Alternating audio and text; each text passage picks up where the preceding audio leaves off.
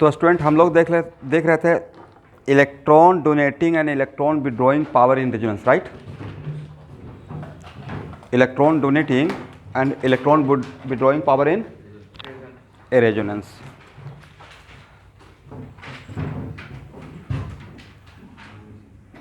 ए resonance का कौन सा लेक्चर है एवरीवन? कौन सा लेक्चर है? 8th।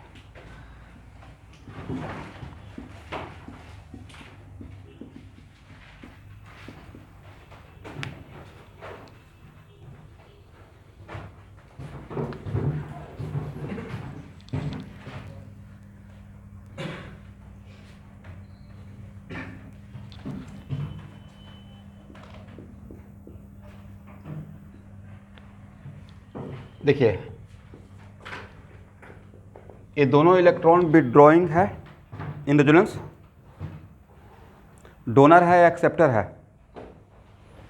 ए भी रेजोनेंस में एक्सेप्टर और ए भी रेजोनेंस में एक्सेप्टर। तो दोनों में से किसका इलेक्ट्रॉन विड्रॉइंग पावर ज़्यादा रहेगा? बी का।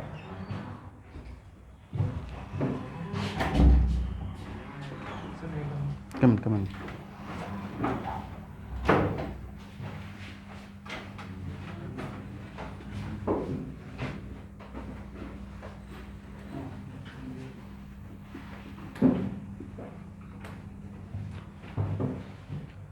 ए भी हेटेरोटॉमिक डबल बॉन्ड है, ए भी हेटेरोटॉमिक डबल बॉन्ड है, करेक्ट। और इसका इलेक्ट्रॉन विड्रॉइंग पावर जो था एक्सेप्टर इन रेजोनेंस, मतलब जिसमें इसका नाम था -m, वो था हेटेरोटॉमिक पाई बॉन्ड की वजह से, एग्री।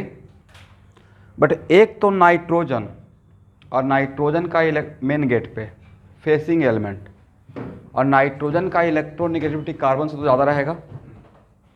और अगर नाइट्रोजन पे पॉजिटिव कैरेक्टर आ गया, क्या आ गया? तो नाइट्रोजन पर कंप्लीट 1 यूनिट पर अगर पॉजिटिव कैरेक्टर है तो उसका इलेक्ट्रोनेगेटिविटी न्यूट्रल फ्लोरीन से जब भी ज़्यादा हो जाएगा, एग्री। कैसे बताया गया था कि ऑक्सीजन तो सेकेंड मोस्ट इलेक्ट्रोनेगेटिव है, बट ऑक्सीजन पे 1 यूनिट नेगेटिव चार्ज आने के बाद उसका इलेक्ट्रोनेगेटिविटी कार्बन से भी कम हो जाता है। उसी तरीके से दिस इज द वजह कि इस कोऑर्डिनेट बॉन्ड, इसको याद रखिएगा, बहुत इंपॉर्टेंट है, ठीक है। ये पहला बार मैं ले रहा हूँ। तो NO2 ग्रुप में एक कोऑर्डिनेट बॉन्ड का मतलब यहाँ पे निगेटिव, यहाँ पॉजिटिव। फेसिंग एलिमेंट पे क्या आ गया? 1 unit complete positive charge. This is the वजह कि NO2 ग्रुप इज स्ट्रॉन्ग नहीं, very strong electron withdrawing group in resonance, मतलब इससे बहुत ज़्यादा रहेगा, करेक्ट है ना? याद रहेगा तो लिख लीजिए। आप लोग समझे मैंने क्या समझाया? Due to 1 unit positive charge on facing element, और वो फेसिंग एलिमेंट कौन सा है? नाइट्रोजन है। इसके वजह से NO2 का इलेक्ट्रॉन विड्रॉइंग ग्रुप ज़्यादा रहेगा या बहुत ज़्यादा रहेगा? बहुत ज़्यादा रहेगा। It is very strong electron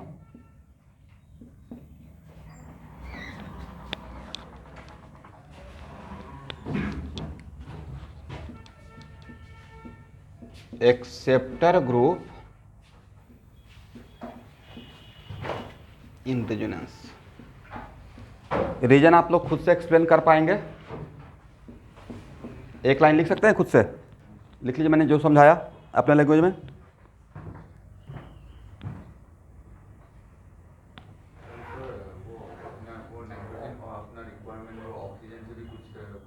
हाँ, ये इसके बीच में रेजोनेंस हो रहा है, बट यहाँ पे ये तो डेवलप है ना, यहाँ तो ऐसा कोई डेवलप नहीं है, तो ये बहुत बड़ा फैक्टर हो गया है इसके लिए। कम इन ये थोड़ा छोटा फैक्टर है, बहुत बड़ा फैक्टर है, बहुत बड़ा फैक्टर, ठीक है।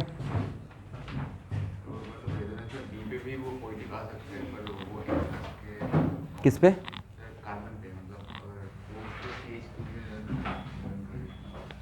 यहाँ पे पॉजिटिव कैरेक्टर रहेगा, लेकिन स्लाइटली रहेगा due to electronegativity difference, right. ये सारा का सारा पाई क्लाउड तो ऊपर जाएगा नहीं, पोलराइजेशन होगा, बट यहाँ पे तो एक कोऑर्डिनेट बॉन्ड के वजह से ये दोनों इलेक्ट्रॉन तो ये दिया हुआ था, इस वजह से यहाँ पे 1 यूनिट कंप्लीट पॉजिटिव चार्ज है, तो रीजन में सिर्फ एक लाइन लिखना है कि due to 1 unit complete positive charge on nitrogen electron withdrawing power of NO2 group is very high in resonance. सही है ना? आप लोग लिख पाएंगे? ठीक है।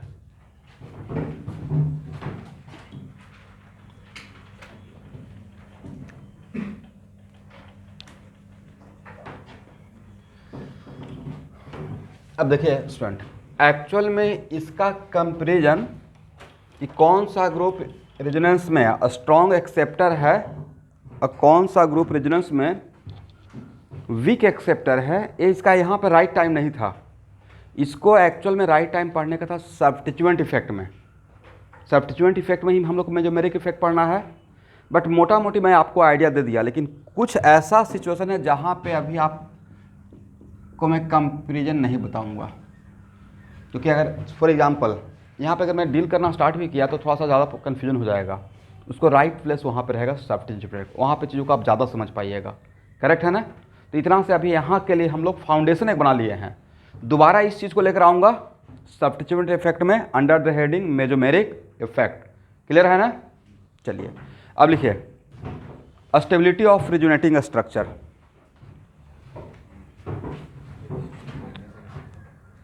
Stability of resonating structure.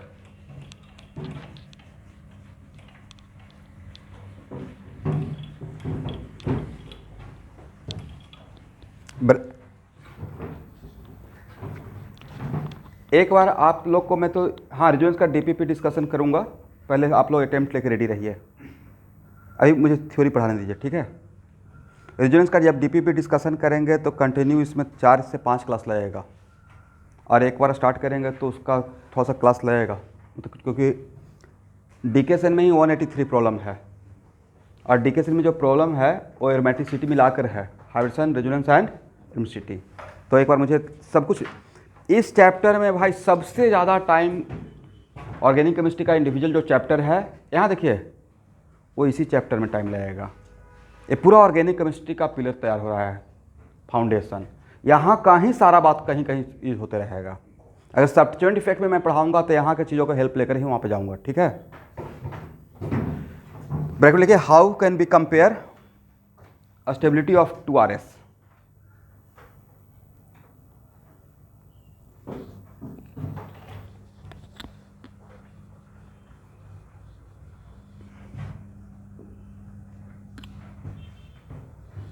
आप IIT के क्वेश्चन बैंक तो केमिस्ट्री का होगा, उसमें एक चैप्टर का नाम रहेगा organic chemistry, basic of organic chemistry. उसमें जो मैं अभी हेडिंग बनाया हूँ उससे 3 बार क्वेश्चन आया हुआ है, मतलब इस सेक्शन से भी क्वेश्चन आएगा, ठीक है? तो उसमें पहला पॉइंट बनाइए, that resonating structure will be more stable, that resonating structure will be more stable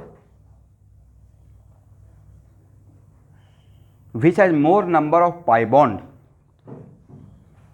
which has more number of pi bond।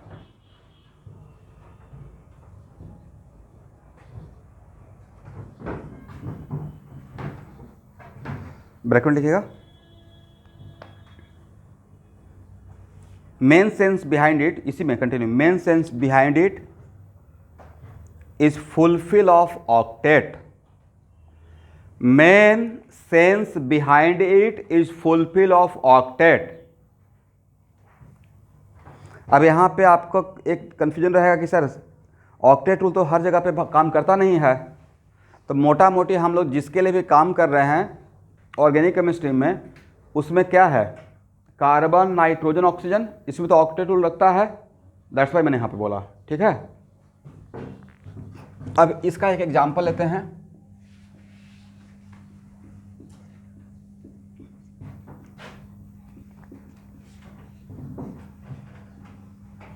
इसका हम लोग RS ड्रॉ करने के लिए सीखे थे। कितना RS था एवरीवन? 3 था, एक इधर से एक इधर से, एक original, right?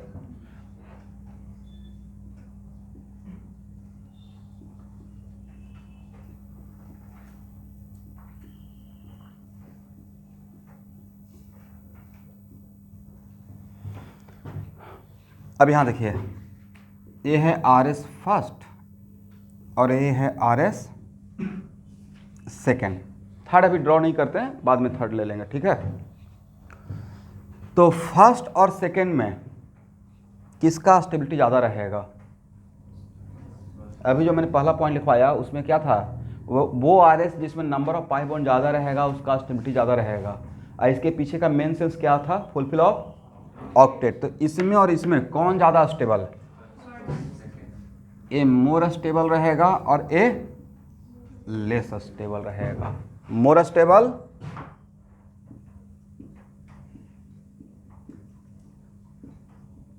And this one is less stable, correct. अब देखिए, ध्यान से देखिएगा, इस कार्बन का लुईस डॉट स्ट्रक्चर में चले जाइए, इस कार्बन का ऑक्टेट फुलफिल है या नहीं है? लुईस डॉट स्ट्रक्चर में तो भाई हम लोग ऐसे ही करते थे ना, 2 2 2 और 2, इसको ऐसे करते थे। तो ये कार्बन कितना बॉन्ड बनाए हुए है? 4। चारों तरफ से अगर इसको सर्कल करेंगे तो 8 इलेक्ट्रॉन हो जाएगा। इस ए कार्बन का भी ऑक्टेट फुलफिल है या नहीं है? है, इसका भी है। तो सारे कार्बन का ऑक्टेट फुलफिल है, हाइड्रोजन का ड्यूलेट फुलफिल है, राइट। बट इसमें इस कार्बन का ऑक्टेट फुलफिल है 4 बॉन्ड बनाए हुए हैं। इसका भी ऑक्टेट फुलफिल है, इस कार्बन का ऑक्टेट फुलफिल है या नहीं है? है भाई। 2 2 4 2 6 और 1 निगेटिव चार्ज का मतलब 2 इलेक्ट्रॉन। इसका भी ऑक्टेट फुलफिल है, इसका ऑक्टेट फुलफिल नहीं है, करेक्ट। इसमें कितना electron less than octet? 2 electron less. तो इस स्ट्रक्चर में सारे कार्बन का ऑक्टेट फुलफिल था, बट इस स्ट्रक्चर में इस कार्बन का ऑक्टेट फुलफिल नहीं है। तो मेन सेंस ये था। लेकिन एग्जाम में फास्ट होने के लिए इसको याद रखेंगे या मोर number of pi bond? But उसके बाद भी अगर कोई इंटरप्ट करेगा कि नहीं इसके पीछे क्या रीजन था, तब ये बात बोलिएगा, करेक्ट। तो this one is more stable, this one is less stable. और यहां देखिए, तो नेक्स्ट क्वेश्चन, रेजोनेंस हाइब्रिड। एक मिनट यहाँ देखिएगा, अब apply your common sense. Question ये भी पूछा जाएगा कि इस आर एस और इस आर एस में किस आर एस, तो जनरली रिएक्शन के लिए सपोज कीजिए कि कोई कंपनी है, उसमें आपका शेयर का परसेंटेज ज़्यादा है, 98% आपका है, 2% पूरे दुनिया का है। तो डिसीजन मेकिंग रिप्रेजेंटेटिव या डिसीजन मेकिंग कौन रहेगा? आप रहिएगा। वैसे ही रिजोनेटिंग स्ट्रक्चर और imaginary concept, real is what? Real is the resonance hybrid, correct है ना। ये था रेजोनेंस हाइब्रिड जहाँ तक मुझे याद आ रहा है। बट आप देखें कि रिएक्शन जब मैं स्टार्ट करूँगा रिएक्शन का क्लास, तो मैं इसको लेकर रिएक्शन नहीं करूँगा, रिएक्शन मैं इसको लेकर करूँगा बजाय। तो एक्चुअली जहाँ पे रेजोनेंस होते रहता है तो उसमें जिसका स्टेबिलिटी सबसे ज़्यादा रहता है उसका रेजोनेंस हाइब्रिड में कंट्रीब्यूशन सबसे ज़्यादा रहेगा।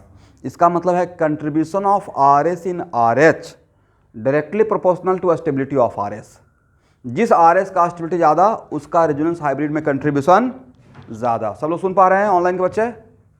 इसका मतलब है कि रिएक्शन के टाइम पे मैं रेजोनेंस हाइब्रिड न लेकर किसको लेऊंगा?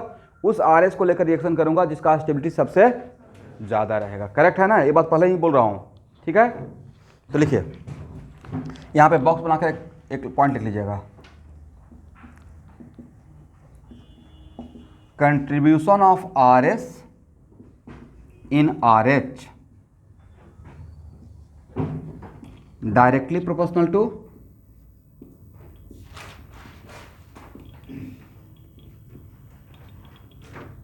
Stability of R S.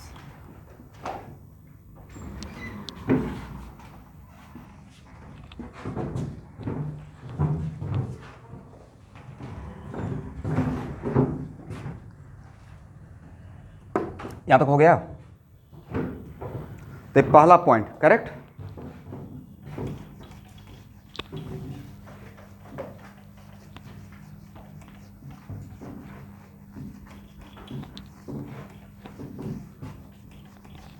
Second point लिखिए,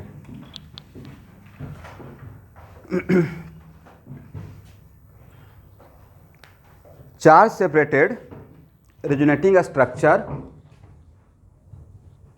are less stable, charge separated resonating structure are less stable with respect to one in which there is no charge separation, in which there is no charge separation. Charge separated resonating structure are less stable with respect to one in which there is no charge separation. Correct है?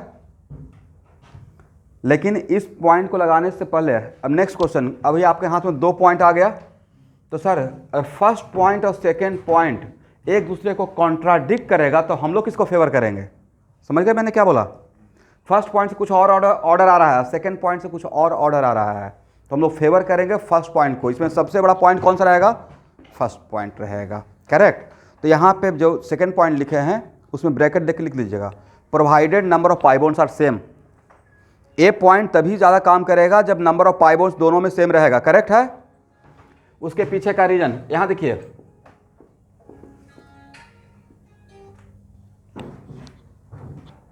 मान लेते हैं कि इसमें कोई molecule है जिसमें charge का सेपरेशन नहीं है, बट हम लोग को पता है कि इसमें चार्ज का सेपरेशन कर सकते हैं। फॉर एग्जांपल डाइपोल, डाइपोल का मतलब डाई मतलब 2, पोल मतलब 2 पोल।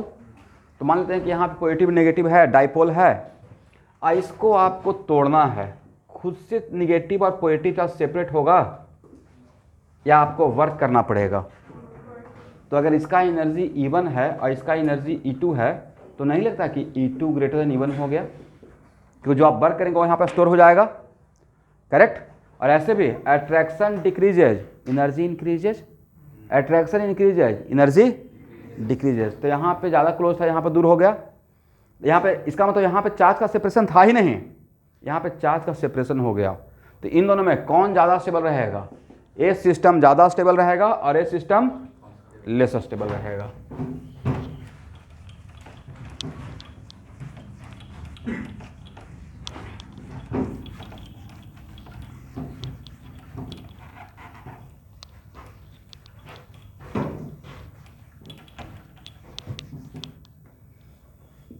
चलिए यहाँ देखिए,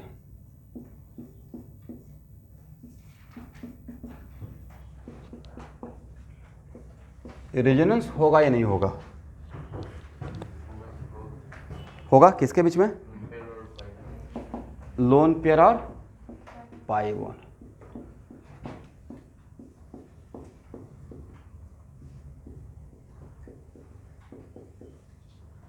यहां तक आ गए?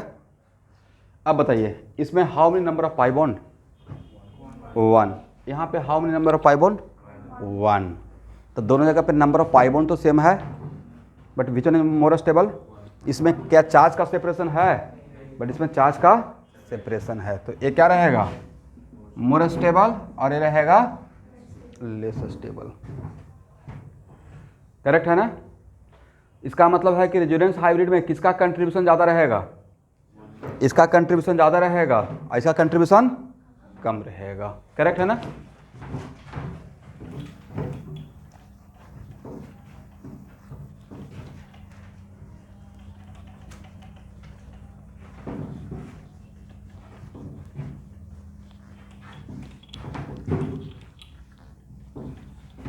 इलेवेंथ का 2 टेस्ट में कंटिन्यूस सर्किल रखूंगा। सर्किल बड़ा चैप्टर है, पहले थोड़ा सा आसान रखूंगा, इवन के 3 में कंटिन्यूस सर्किल रखूंगा, उसके बाद थोड़ा टफ और फिर ज़्यादा टफ। ठीक है? क्योंकि सर्किल कॉनिक सेक्शन में सबसे बड़ा चैप्टर है सर्कल, तो उसमें ज़्यादा टाइम डिजर्व करता है। ठीक है?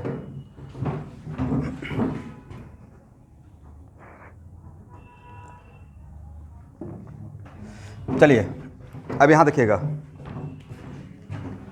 थर्ड पॉइंट लिखवाने से पहले यहाँ देखिए,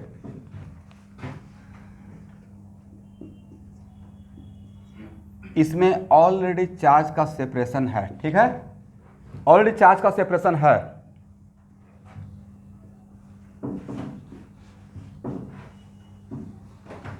बट इसमें यहां से यहां आ गए, तो एक्सटेंट ऑफ चार्ज सेपरेशन कम किए या और ज़्यादा कर दिए? डिस्टेंस ज़्यादा कर दिए ना। तो यहाँ से यहाँ खुद से आया होगा या लाना पड़ेगा? खुद से आएगा क्या? खुद से तो पास आएगा, राइट? इसका मतलब है कि यहाँ से यहाँ तक लाने के लिए हम लोग को वर्क करना पड़ेगा। और कल का क्लास में क्लॉकवाइज एंटी क्लॉकवाइज वर्क समझ गए हैं ना। क्लॉकवाइज में ओवरऑल किसका वर्क ज़्यादा, एक्सपेंशन का या कंप्रेशन का? एक्सपेंशन का। एक्सपेंशन का था ना भाई, भूलिएगा नहीं, ये बात केमिस्ट्री फिजिक्स में कॉमन है। एंटी क्लॉकवाइज में साइक्लिक सिस्टम के लिए कंप्रेसर। कितना बढ़िया से तुम तोड़ तो समझा रहा हूँ। बहुत इन्जॉय कीजिएगा थर्मोडायनामिक्स में, बढ़िया से कर लीजिएगा क्लास, आप ही कर लीजिएगा। ये मत सोचिएगा एक फिजिक्स का है, एक कॉमन थर्मोडायनामिक्स पढ़ा रहा हूँ। इतना धीरे धीरे टाइम लेकर नहीं पढ़ाया जाएगा कहीं पे, बहुत रफ्तार में ख़त्म कर दिया जाएगा, ऊपर ऊपर पता पास कर जाएगा। बट यहाँ नहीं, थर्मोडायनामिक्स बहुत इंपॉर्टेंट है। हर सेक्शन जो स्कोरिंग है थर्मोडायनामिक्स वगैरह तो टॉपिक ऐसा है जो 2 जगह लाभ पहुँचाएगा, फिजिक्स और केमिस्ट्री में, तो ज़्यादा टाइम डिजर्व करता है, राइट। एनीवे, तो यहाँ पे अगर E1 तो यहाँ पे E2 एनर्जी लेवल, तो क्या हम लोग बोल सकते हैं E2 greater than E1 energy भाई। तो जिसका एनर्जी ज़्यादा उसका स्टेबिलिटी कम, और जिसका एनर्जी कम तो उसका स्टेबिलिटी ज़्यादा, करेक्ट। इसका मतलब इस ये जो मैंने समझाया उसके बेसिस पे मैं ये समझाना चाह रहा हूँ। लिखिए, the RS in which extent of charge separation is less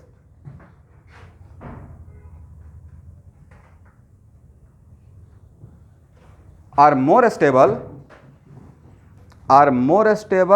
the RS in which extent of charge separation is less are more stable with respect to one in which extent of charge separation are more।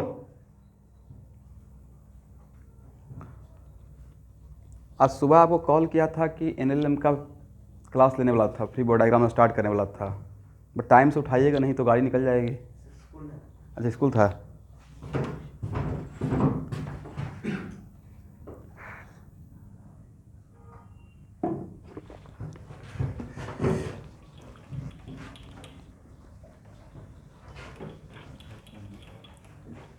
यहाँ देखिए, ध्यान से देखिएगा student. अब इस example से आपको confidence मिल जाएगा, बट एक पॉइंट भी तभी काम करेगा जब number of pi bonds are equal. Note कर लीजिए, प्रोवाइडेड ब्रैकेट देकर number of pi bonds are same, provided number of pi bonds are same.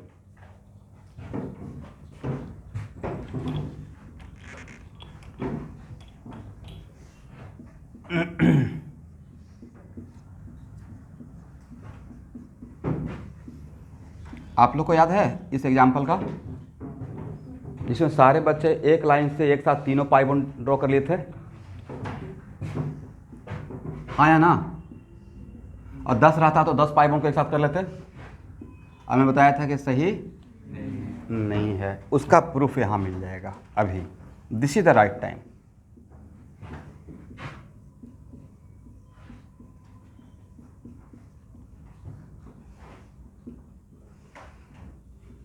Engine में बताया था कि 2 एरो के बाद रुकना है, CH2 plus CH double bond CH minus, इसमें 5 RS था ना भाई,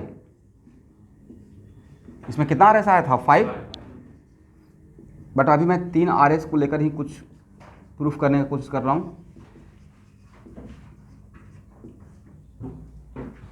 ये हो गया RS फर्स्ट, ये हो गया RS सेकेंड, ये हो गया RS थर्ड।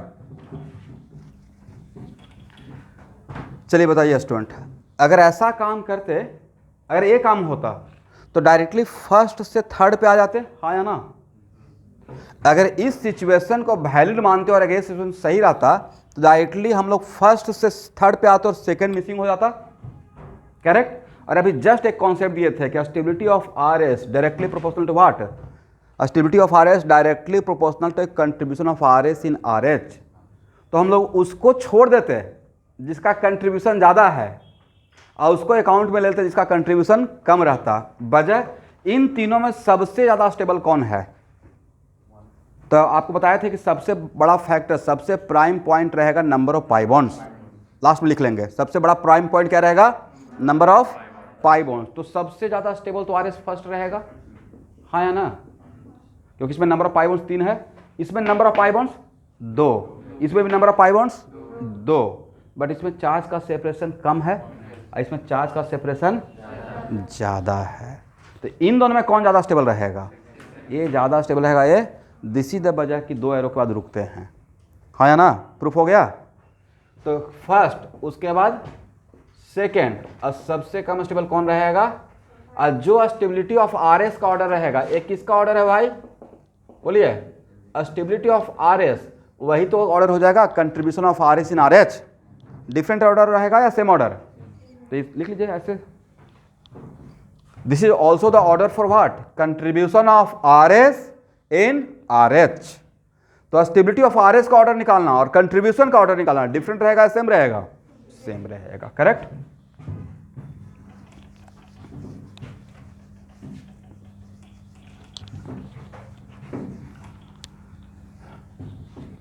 अब यहां देखिए स्टूडेंट, जनरली सेम पीरियड में ड्राइविंग फोर्स क्या रहता है, इलेक्ट्रोनेगेटिविटी, यस। तो इन जनरल यहां देखिए,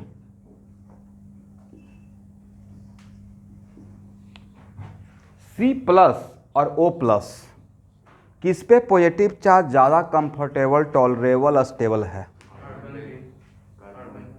तो लेस इलेक्ट्रोनेगेटिव एटम पे पॉजिटिव चार्ज ज़्यादा स्टेबल रहेगा, ज़्यादा कंफर्टेबल रहेगा with respect to more electronegative element.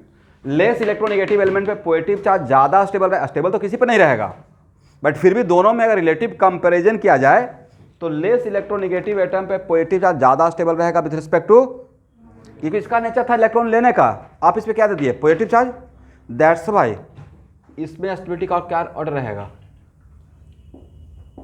ये रहेगा।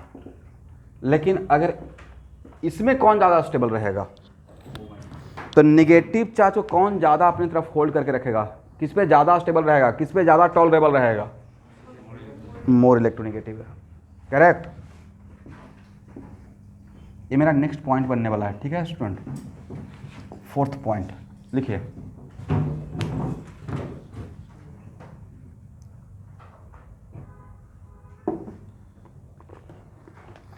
a resonating structure with positive charge on less electronegative atom, a resonating structure with positive charge on less electronegative atom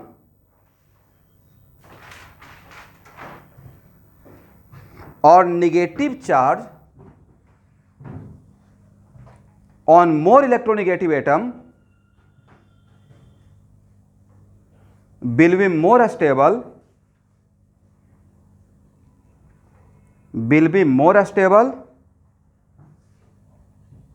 with respect to reverse situation।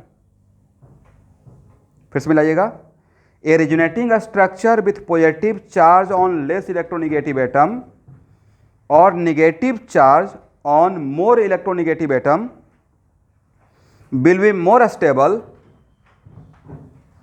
with respect to reverse situation।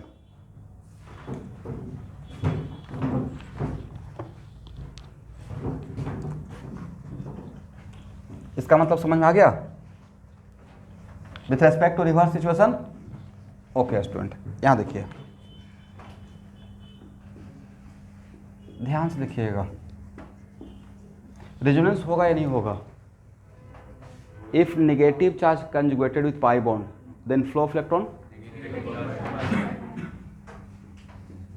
to pi bond, correct।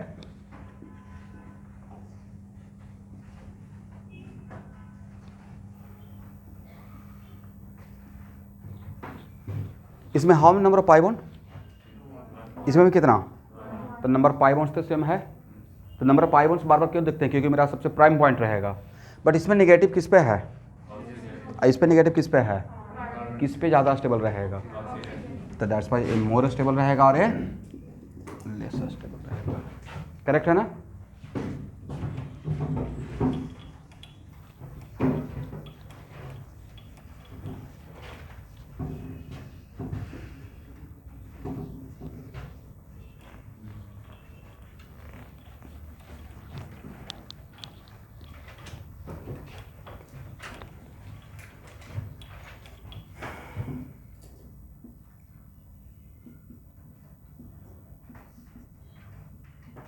Resonance होगा या नहीं होगा? If lone pair conjugated with positive charge then flow of electron from lone pair to positive charge, resonance होगा। इसमें positive charge किस पे है भाई? अब पॉजिटिव चार्ज किस पे हो गया? तो दोनों में कौन ज़्यादा स्टेबल, ए या बी? ए, ऑर्डर है बी।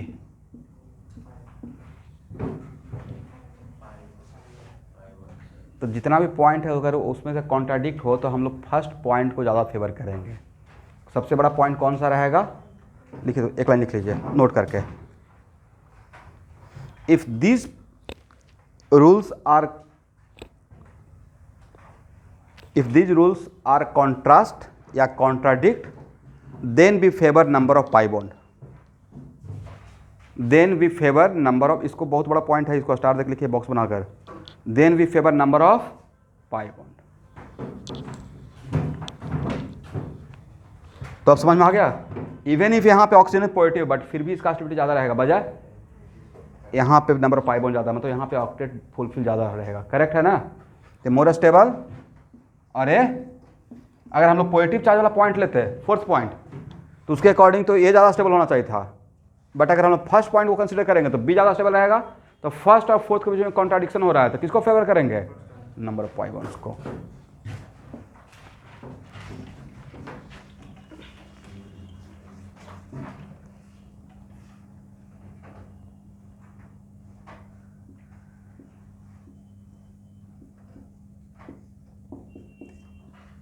बोलिए यहाँ पे पॉजिटिव चार्ज किस पे है? कार्बन पे।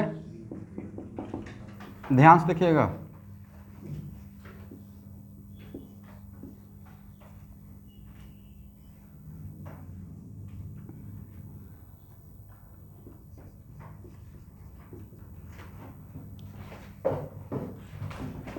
ए और बी में कौन ज़्यादा स्टेबल रहेगा? ए मोर स्टेबल रहेगा और ए वजह पाई बॉन्ड ज़्यादा हो गया है। करेक्ट, लिख लीजिए।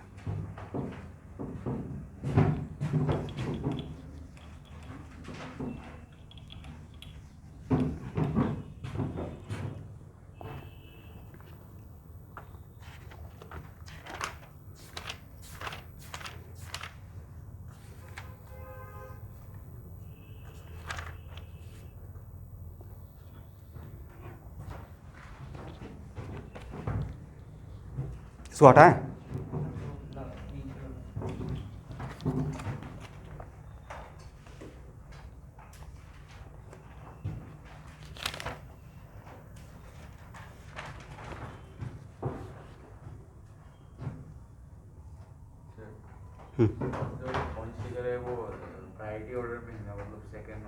नहीं, बाकी का कोई प्रायोरिटी नहीं था, बाकी का कुछ प्रायोरिटी नहीं था, लेकिन क्वेश्चन दिया जाएगा तो देखिए क्वेश्चन सेट किया जाएगा जिसमें आप, हाँ इसमें एक आध जगह पे आपको एक्सेप्शनल कैरेक्टर मिलेगा, बट 90% केस में आपको ये जो बताए हैं उससे काम चल जाएगा। अब एक क्वेश्चन नंबर 57 है डी के सिंह का, ठीक है?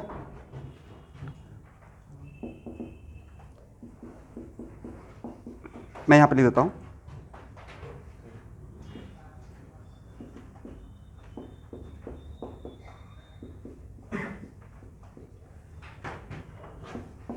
फर्स्ट, सेकेंड,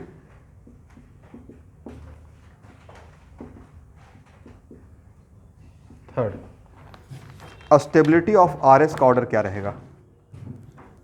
अगर इन तीनों को आरएस अगर नाम दिया जाए तो what the order of stability?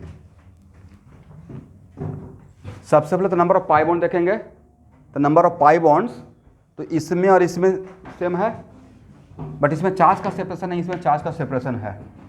तो फर्स्ट ग्रेटर देन थर्ड, और सबसे कम किसका रहेगा? सेकेंड का। करेक्ट है ना? सबसे पहले नंबर ऑफ पाई बॉन्ड, फिर चार्ज का सेपरेशन, और उसमें सेकेंड में तो एक भी पाई बॉन्ड नहीं है। सेकेंड में सिर्फ क्या कर दिया गया है, इसको यहाँ पे, तो यहाँ पे निगेटिव, यहाँ पे पॉजिटिव।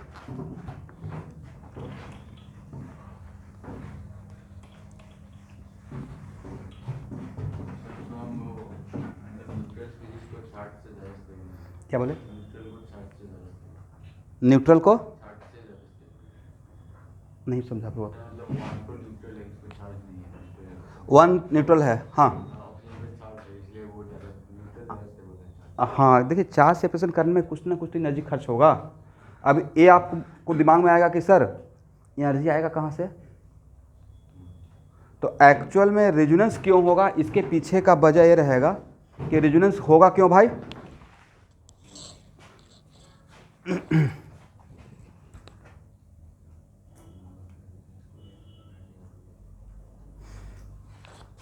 तो रेजोनेंस एक्चुअली होता है, रेजोनेंस एक प्रोसेस है जो मॉलिक्यूल को स्टेबलाइज करता है by way of resonance, releasing resonance energy.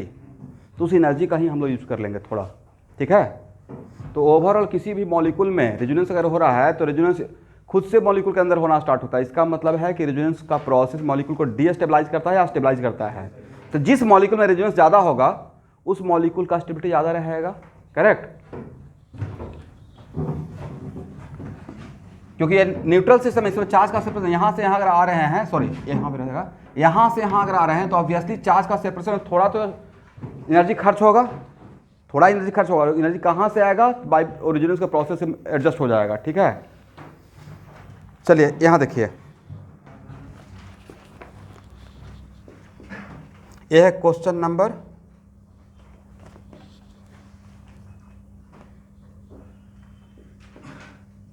58।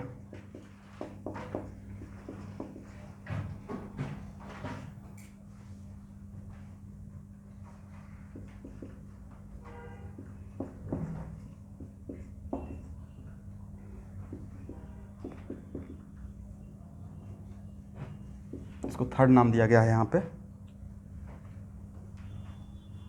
और सेकेंड इसको नाम दिया गया है।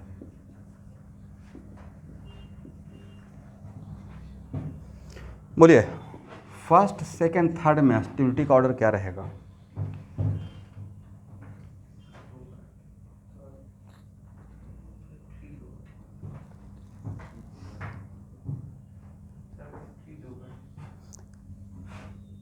सॉरी इसका नाम सेकंड था एवरीवन, इसका नाम सेकंड था।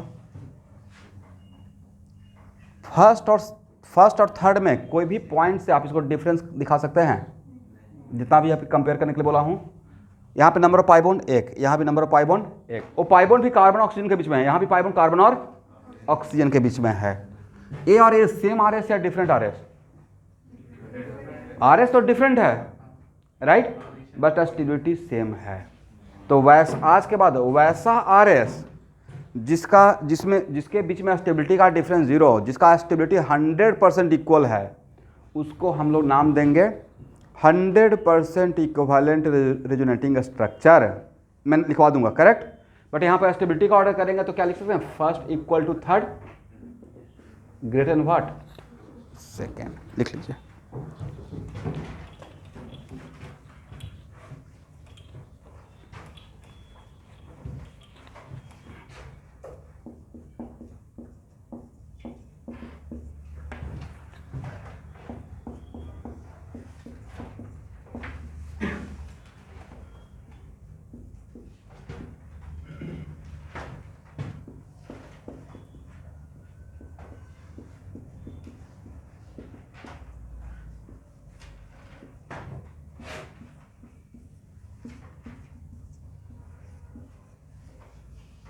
बोलिए ए, बी और सी में किसका स्टेबिलिटी सबसे ज़्यादा है?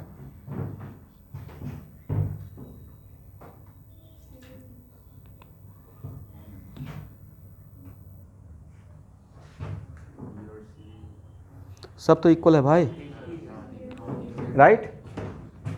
ए equal to B equal to what, C. तो आज के बाद वैसा सिस्टम जिस सिस्टम के अंदर सारे आर एस का स्टेबिलिटी इक्वल हो, दो का सिर्फ नहीं, सारे आर एस का स्टेबिलिटी इक्वल हो, तो उसको बोलते हैं 100% इक्विवेलेंट रेजोनेटिंग स्ट्रक्चर। लिखिए, if stability of all RS are same,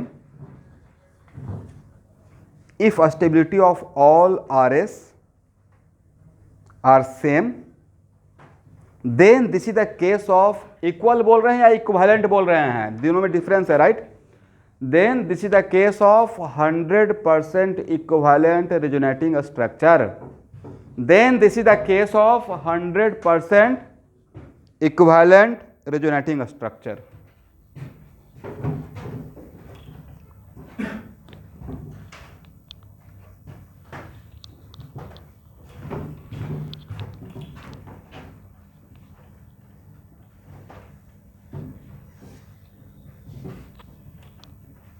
हो गया ना?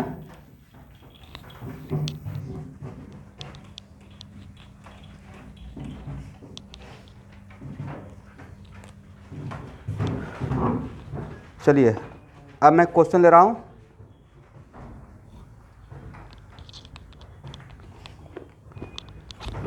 यह है क्वेश्चन नंबर 61 डीके सिंह का।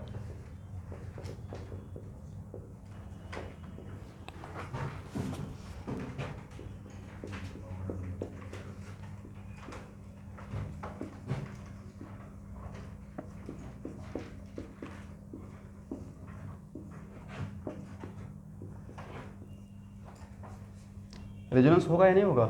Negative charge single bond double bond, single bond double bond, यहां से यहां तक रेजोनेंस हो सकता है।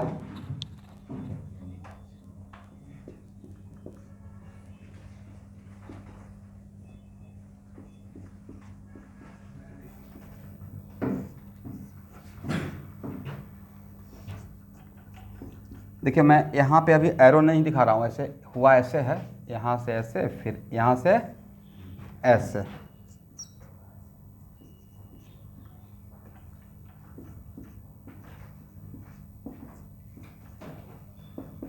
फर्स्ट, सेकेंड, थर्ड,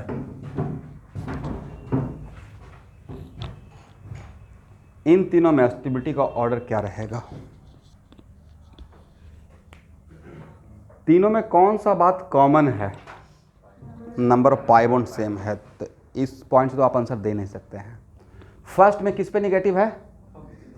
ऑक्सीजन में। सेकेंड पे किस पे निगेटिव है? और थर्ड में किस पे निगेटिव है? और सब पे एक एक यूनिट निगेटिव चार्ज है। यहाँ पे this is not the case of charge separation. Charge separation का मतलब क्या है? पहले न्यूट्रल था, प्लस और माइनस हो गया, समझे नहीं समझे? या पहले प्लस माइनस क्लोज था, प्लस माइनस दूर हो गया, देन उसको बोलते हैं charge separation. This is not the case of charge separation, right? But नहीं था कि निगेटिव चार्ज सबसे ज़्यादा स्टेबल रहेगा ऑक्सीजन पे, उसके बाद रहेगा नाइट्रोजन पे, और सबसे कम स्टेबल रहेगा कार्बन पे। एग्री? दैट्स वाई इस पॉइंट ऑफ व्यू से आंसर क्या होना चाहिए? First, third, second stability of RS. ये बहुत टफ है, लेकिन नहीं जानते तो टफ रहता। अभी बच्चों का गेम हो गया।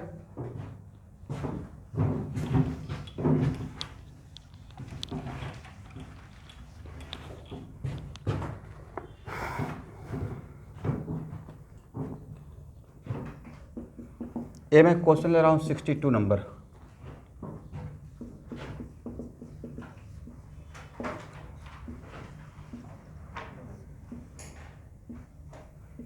ये है pyridine, right?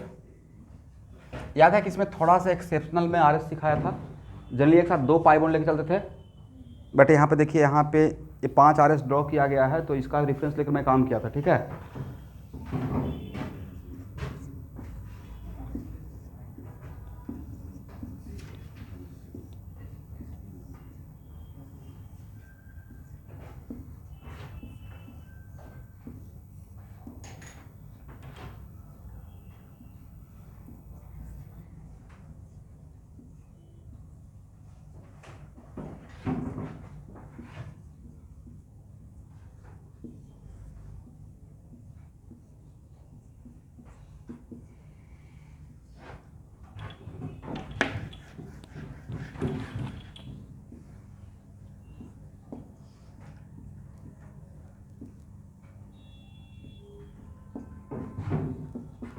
First, second, third, fourth, fifth, इन पांचों के बीच में स्टेबिलिटी का ऑर्डर बताइए।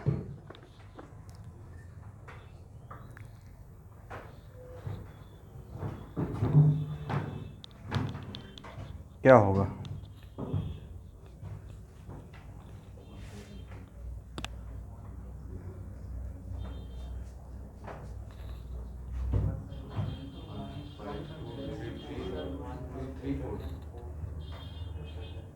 फर्स्ट इक्वल टू फिफ्थ बोल सकते हैं? फर्स्ट और फिफ्थ का डिफरेंट स्टेबिलिटी है, सेम स्टेबिलिटी? तो फर्स्ट इक्वल टू तो फिफ्थ हो गया।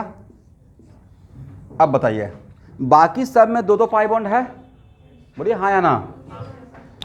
बट इसमें यहाँ देखिएगा, इसमें और इसमें दोनों में कॉमन बात है, number pi bonds are 2, but इसमें चार्ज का सेपरेशन कम है, इसमें चार्ज का सेपरेशन ज़्यादा डिस्टेंस पे हो गया। करेक्ट?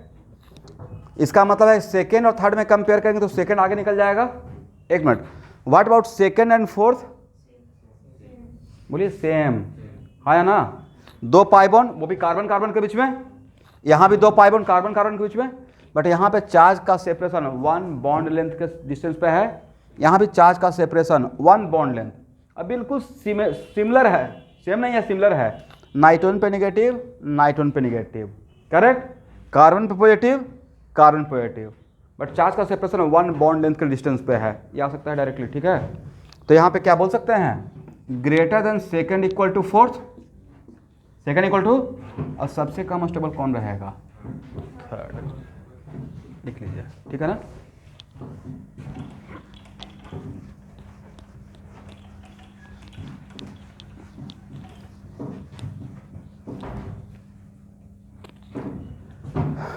अब नेक्स्ट ले रहा हूं क्वेश्चन नंबर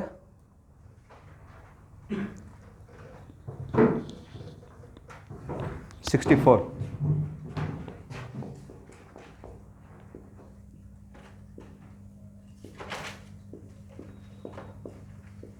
क्या इसका हम लोग आर एस ड्रॉ किए थे? डैम से ड्रॉ किए होंगे। इसमें इलेक्ट्रॉन का फ्लो यहां से हुआ था, ठीक है ना?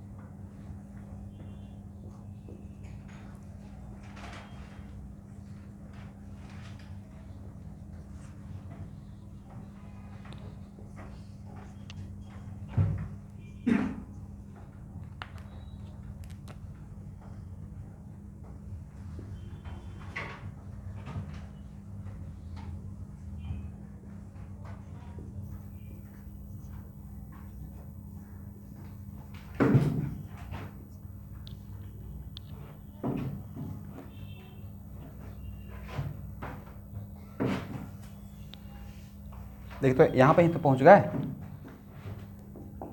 First, second, third, fourth, fifth, और फिफ्थ के बाद वापस कहाँ गए हैं? फर्स्ट पे।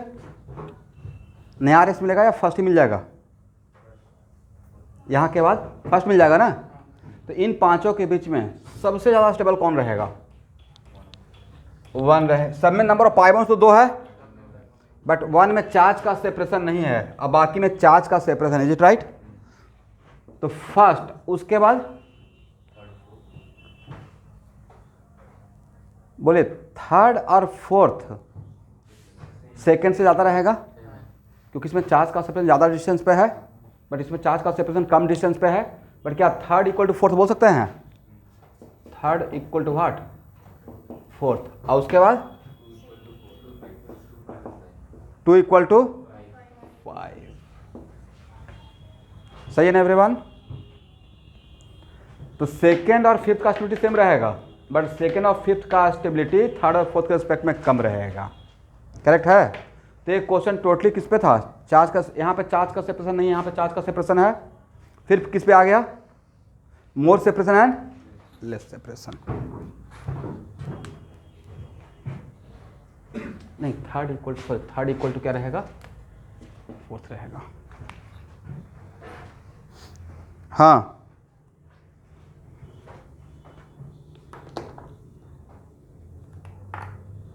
लोन पे किस पे?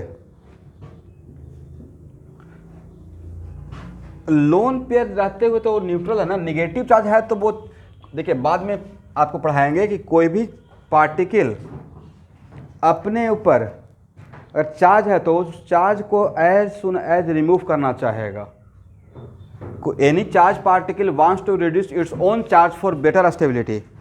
अब यहाँ देखिए यहाँ के लिए राइट टाइम नहीं है बट फिर भी थोड़ा आपके लिए मैं बताता हूँ, ध्यान से देखिएगा। ये आपको फिजिक्स का 12th क्लास में जाइएगा तो एक इलेक्ट्रोस्टैटिक चैप्टर है, अगर इसमें निगेटिव चार्ज है, पॉजिटिव चार्ज नेगेटिव चार्ज, तो इसका रेडियस अगर आर है तो पोटेंशियल एनर्जी का हम लोग फार्मूला डिराइव करके देते हैं बच्चों को, Q²/8πε0r। किसी स्फीयर के सरफेस पर अगर चार्ज है Q अमाउंट ऑफ चार्ज, तो यहाँ देखिए करेक्ट, तो Q² है तो पॉजिटिव हो तब भी पॉजिटिव का स्क्वायर पॉजिटिव, और निगेटिव रहेगा तो निगेटिव का स्क्वायर भी पॉजिटिव बन जाएगा। इसका मतलब पोटेंशियल दोनों किस्म पॉजिटिव रहेगा।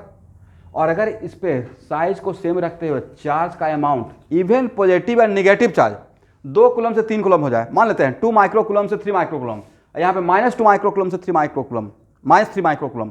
अगर निगेटिव चार्ज का अमाउंट बढ़ा है या पॉजिटिव चार्ज का, नहीं तो दोनों के से पोटेंशियल एनर्जी बढ़ जाएगा।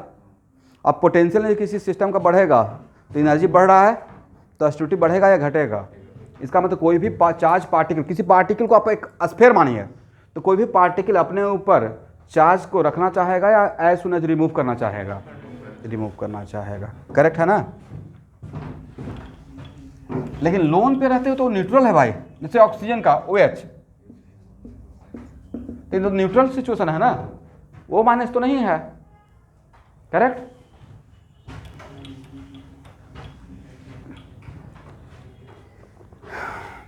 चलिए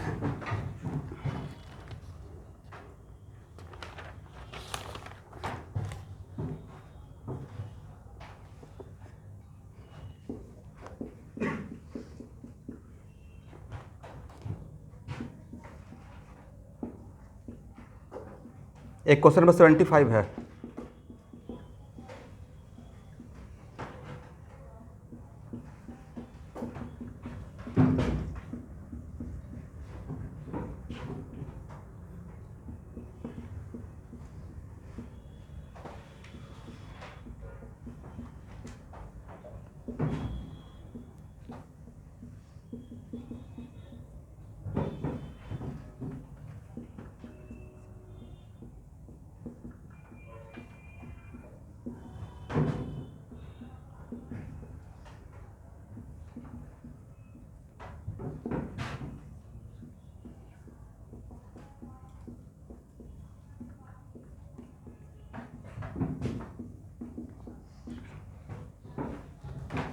इन चारों में क्वेश्चन यहाँ ओरिजिनल क्वेश्चन है और डिटो ऐसा ही IIT पूछे हुए क्वेश्चन, ठीक है। अब सारा क्वेश्चन मैं यहाँ पे नहीं लूँगा स्टेबिलिटी का, नहीं तो आपके लिए प्रैक्टिस करने के लिए नहीं बचेगा, ठीक है। मतलब मोटा मोटा एक मैं मोमेंटम दे रहा हूँ, ठीक है, बाकी तो कुछ आप प्रैक्टिस कीजिएगा। इसमें है कि among these resonating structure which one is, लिखिए among these resonating structure which one is least stable. इन चारों में सबसे कम स्टेबल कौन होगा?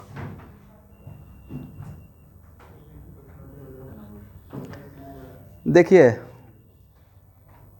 KBC में गेम होता है 50-50, नहीं 2 ऑप्शन उड़ा दीजिए, बाकी 2 ऑप्शन के बीच में रहता है, नहीं रहता कि लीस्ट स्टेबल के रेस में इसको हटा देंगे, क्योंकि इसमें नंबर ऑफ पाई बॉन्ड 2, इसमें भी नंबर ऑफ पाई बॉन्ड 2, इसमें नंबर ऑफ पाई बॉन्ड 1, इसमें भी नंबर ऑफ पाई बॉन्ड, तो आपका प्रेशर तो मैं 51 रिलीज कर दिया, वो आपको इन दोनों के बीच में ही रखना है, हाँ या ना?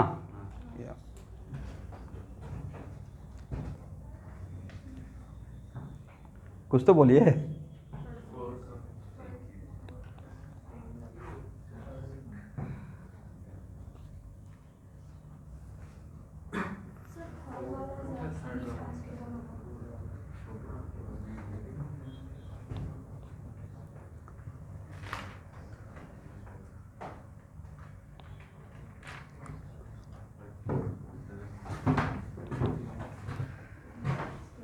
देखिए इसमें से कौन कौन सा किनको लग रहा है कि सर इक्वल स्टेबिलिटी?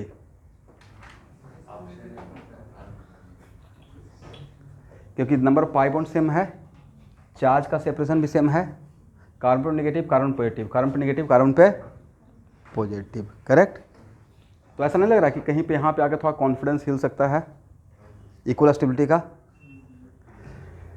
देखिए अब यहाँ पे थोड़ा सा लिंक से हटकर एक क्वेश्चन था, करेक्ट आंसर है फोर्थ। करेक्ट आंसर क्या है? ये आईआईटी टाइप प्रॉब्लम है भाई, इसी टाइप का डिट्टो आईआईटी पूछे हुए हैं, हो सकता है एग्जैक्टली आईआईटी में ही क्वेश्चन हो। यहाँ देखिए एक्चुअल में resonance stabilize the molecule, correct. इस सिचुएशन में अगर देखेंगे तो एक चीज़ तो कॉमन है कि चार्ज का सेपरेशन सेम डिस्टेंस पे है, बट यहाँ पे this positive charge involve in resonance from both side, इधर से भी रेजोनेंस करेगा, हाँ या ना, इधर से भी करेगा। नेगेटिव चार्ज और पॉजिटिव चार्ज के बीच में रेजोनेंस होगा या नहीं होगा? बिल्कुल होगा। ये डोनर है, एक्सेप्टर है, और नेगेटिव चार्ज लोन पेयर के बीच में, तो यहाँ पे this charge particle involve in resonance, और किसी भी कोई भी चार्ज, अभी जस्ट बताया था ना, यहाँ देखिए अभी जस्ट बताया था, कोई भी चार्ज पार्टिकल अपने ऊपर से चार्ज को कम करना चाहेगा, चार्ज को डीलोकलाइज करना चाहेगा, राइट। दैट्स वाई यहाँ पे this positive charge involve in resonance from both side, और this negative charge also involve in resonance from both side, इधर भी रेजोनेंस करेगा इसके साथ, इधर भी करेगा, बट यहाँ पे पॉजिटिव चार्ज तो दोनों तरफ से करेगा, एग्री, इधर से भी और इधर से भी, होमोटोमिक है, ओपन हो सकता है, बट ये नेगेटिव चार्ज क्या दोनों तरफ से रेजोनेंस करेगा या सिर्फ इसके साथ करेगा? क्या लोन पेयर और नेगेटिव चार्ज के बीच में रेजोनेंस होगा? तो ये तो एक बात तो है कि negative charge involve resonance from only one side, और सेकेंड बात नेगेटिव चार्ज और लोन पेयर के बीच में, नेगेटिव चार्ज का मतलब लोन पेयर रिपल्सन भी हो जाएगा, है या ना। इस नेगेटिव चार्ज और इसका लोन पेयर वन बॉन्ड के डिस्टेंस पे है, तो यहाँ पे there is also electronic repulsion. एक तो रेजोनेंस कम कर दिए, दूसरे में रिपल्सन बढ़ा दिए, रेजोनेंस कम कर दिया और क्या कर दिए, रिपल्सन ज़्यादा कर दिए, करेक्ट है। तो ये थोड़ा सा हट कर था, जो मैंने सेट ऑफ रूल्स लिखवाया था उसके अकॉर्डिंग तो इक्वल होना चाहिए था, बोलिए हाँ, बट फिर भी ये लिस्ट स्टेबल है। तो यहाँ पे थोड़ा सा मैंने अलग आइडिया दिया कि समटाइम्स ऐसा भी आपको मिल सकता है क्वेश्चन बैंक में, जिसमें चार्ज का सेपरेशन सेम डिस्टेंस होते हुए, तब वहाँ आप देखेंगे अमाउंट ऑफ रेजोनेंस किसका, चार्ज पार्टिकल का, करेक्ट है ना। तो लिखिए इस पर जो समझाया उसको एक्सप्लेन कर सकते हैं। लिस्ट स्टेबल कौन रहेगा, दिस वन। तो थर्ड और फोर्थ में लिस्ट स्टेबल फोर्थ है, उसके पीछे का रीजन क्या लिखिएगा, एक लाइन में रीजन ये है कि यहाँ पे नेगेटिव चार्ज और positive charge are involve in resonance from both side, but यहाँ in this case negative charge involve in resonance from only one side, and there is also electronic repulsion increases between lone pair and negative charge. किसका lone pair, oxygen का। ये दोनों बात लिख लीजिए।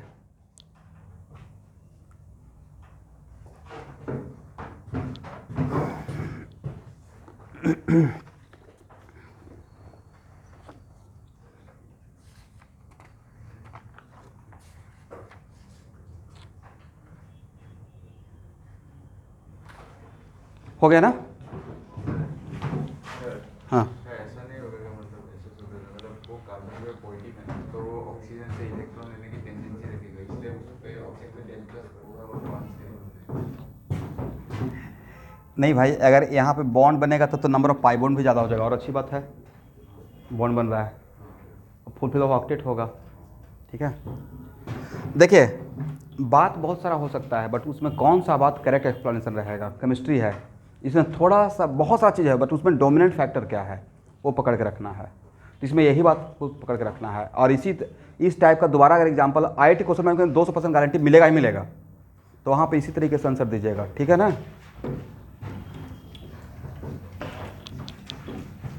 तो देखिए इस पर और भी क्वेश्चन है स्टूडेंट, बट कुछ क्वेश्चन मैं आपके प्रैक्टिस के लिए रहने देता हूँ, तो सारा अगर मैं प्रैक्टिस कर लूँगा तो मेरा प्रैक्टिस हाई हो जाएगा, ठीक है।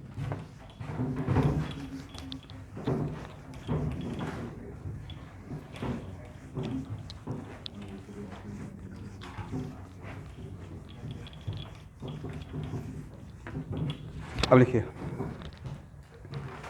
Calculation of bond order by resonance, calculation of bond order by resonance.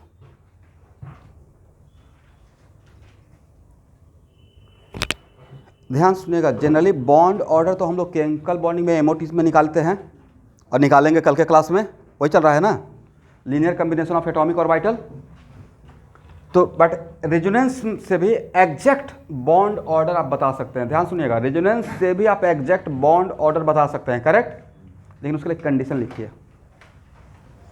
Condition, we can find out bond order by resonance, we can find out bond order by resonance only when all RS having the same stability.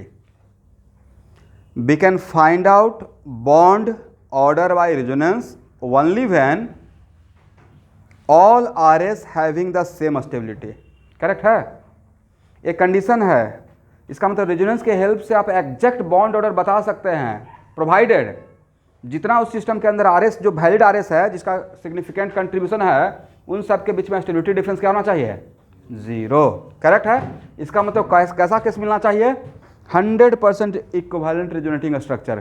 कैसा होगा, 100% equivalent. अब यहाँ देखिए student, इसके बीच में कैसा bond है, single bond, single covalent bond. तो कंप्लीट सिंगल बॉन्ड है तो उसका बॉन्ड ऑर्डर हम लोग कितना लिखते हैं, 1। थोड़ा बहुत बोला कीजिए भाई, टाइम निकाल कर, एनर्जी लेवल बनाए रखिए। इसको अभी तो स्कूल नहीं ना है, या स्कूल है, एग्जाम चल रहा है, ओके ओके।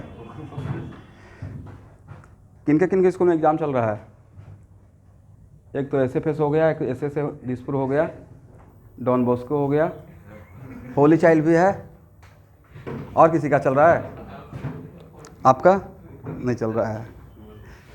उसका एडवांटेज उठाइए, इतना बढ़िया जगह पे ज्वाइन किए हुए हैं। मैं आपकी जगह पर रहता तो सुबह से शाम तक पढ़ते रहता, एडवांटेज उठा लेता। स्कूल का प्रेशर नहीं है, देन बहुत बड़ा एडवांटेज है ना। इन लोग से पूछिए, हर 2 महीना पे एग्ज़ाम शुरू हो जाता है, होता है ना। एक एग्ज़ाम ख़त्म नहीं था कि प्रोजेक्ट आ जाता है, प्रोजेक्ट आने के बाद प्रैक्टिकल आ जाएगा, उसके बाद प्रैक्टिकल में कॉपी लिखिए, सबसे बोरिंग काम होता है, गाना सुनते हुए कॉपी लिखना पड़ता है। यही होता है ना, क्या होगा। लेकिन आई विल सजेस्ट यू कि केमिस्ट्री का प्रैक्टिकल का कॉपी जब लिखिएगा तो उस टाइम पे गाना सुनकर लिखते रहिएगा क्या क्या हो रहा है, उससे जेईई मेन में क्वेश्चन आ जाएगा। एक तो टाइम वेस्ट कर ही रहे हैं, तो कम से कम राइटिंग ठीक कर लीजिए। और उस नहीं, एक्चुअली केमिस्ट्री से डायरेक्ट प्रैक्टिकल का क्वेश्चन आएगा, तो वहाँ पे जो भी आप प्रैक्टिकल का, एटलीस्ट केमिस्ट्री का, बाकी में गाना सुन सकते हैं, बट वहाँ पे ध्यान से लिख लीजिए। कम से कम एक काम साथ साथ हो जाएगा ना, कि हाँ इसमें क्या क्या हो रहा है, कुछ ना कुछ तो बात वहाँ पे समझ में आएगा।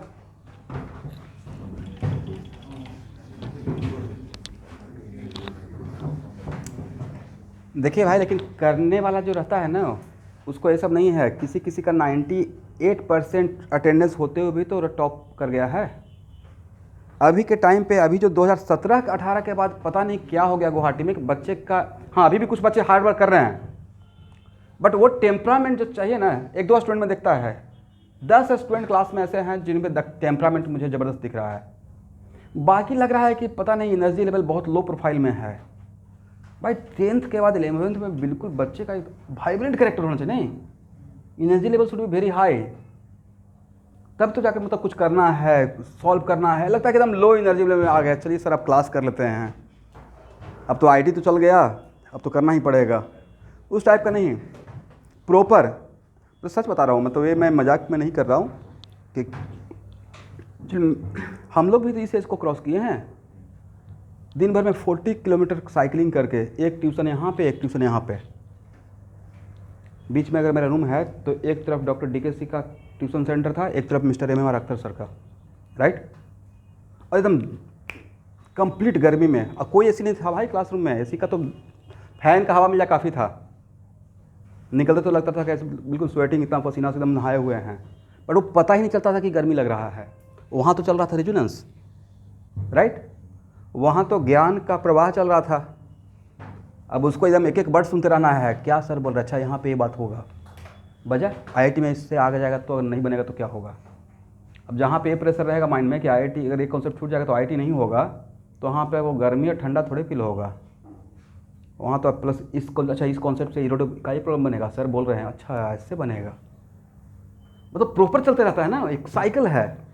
तो वो आप अलग जोन में ही रहते हैं 2 साल 3 साल, अगर सही से तैयारी कर रहे हैं तो उसके लिए एक अलग लेवल पर चाहिए बातें, मतलब किसी और लेवल पर। और वो जो लेवल को गेन कर लिए अब उसमें है, मतलब आप लोग का मजबूरी में समझ सकता हूँ कि कॉन्वेंट स्कूल का वगैरह का रहता है, इतना प्रेशर बना के रखते हैं, बोर्ड में अच्छा करना है, राइट। बाकी कभी आईआईटी का नाम ले लीजिएगा स्कूल में, सर आईआईटी की तैयारी कर रहा हूँ नहीं, वो मतलब बहुत खतरनाक वाला टॉन्टिंग करना स्टार्ट करेंगे, आईआईटी बॉय। अच्छा ये तो आईआईटी बॉय है भाई, मोटिवेट करना चाहिए ना। मैं अपना 9th क्लास का टीचर, जो मेरे मैथ के सर विजेंद्र सर हैं, उन्होंने एक बार बोला कि तुम्हारा मैथ पे पकड़ अच्छा है, तुम आईआईटी कर सकते हो, एक लाइन का मोटिवेशन।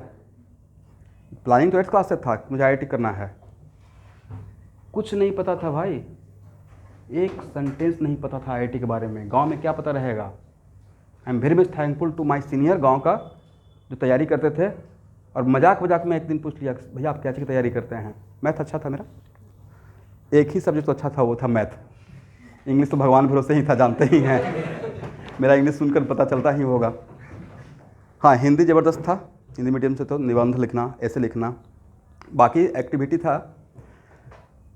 तो उन्होंने बोला कि आईआईटी की तैयारी करते हैं, बस देखिए कैसे छोटा सा मोटिवेशन, एक लाइन पूछे, दूसरा नेक्स्ट क्वेश्चन, क्यूरियोसिटी हो गया ना।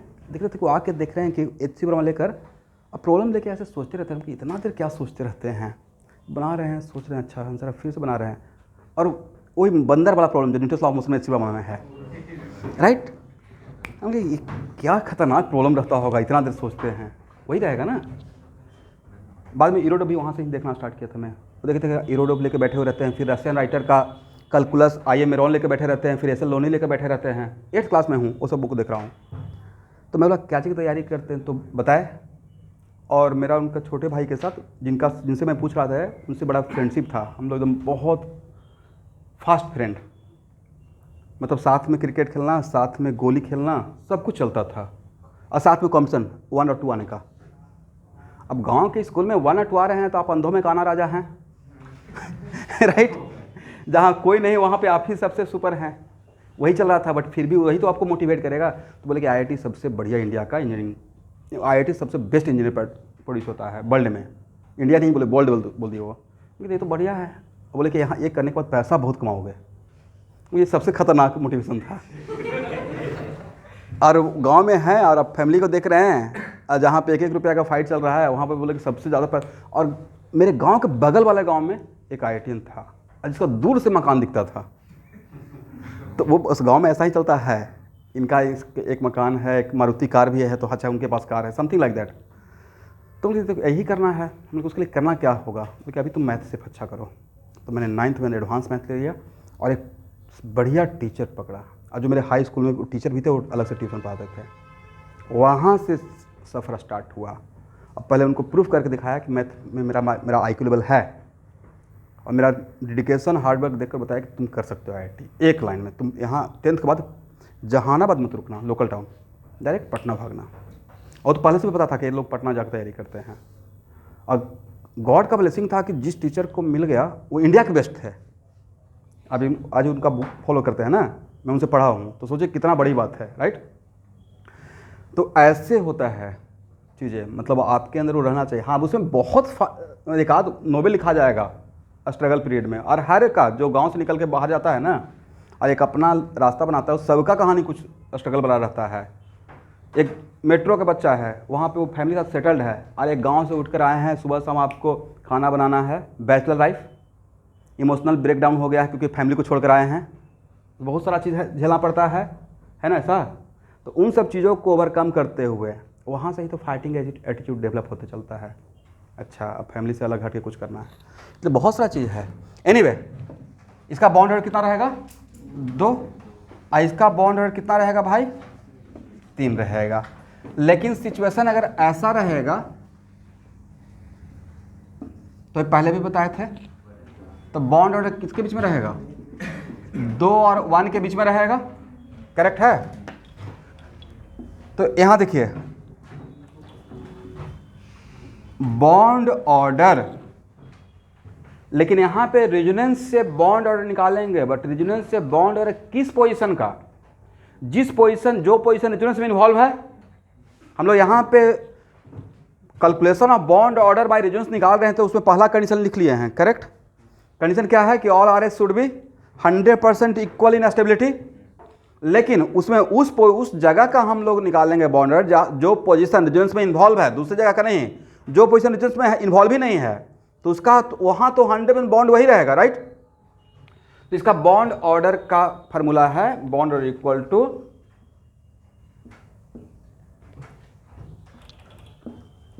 नंबर ऑफ टाइम्स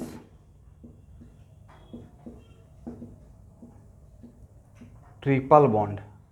मतलब जितना भी आर एस आया है उसमें कितना बार ट्रिपल बॉन्ड आया है, into 3 number of times triple bond into what 3। सारे आर एस में हम लोग कैलकुलेट करेंगे।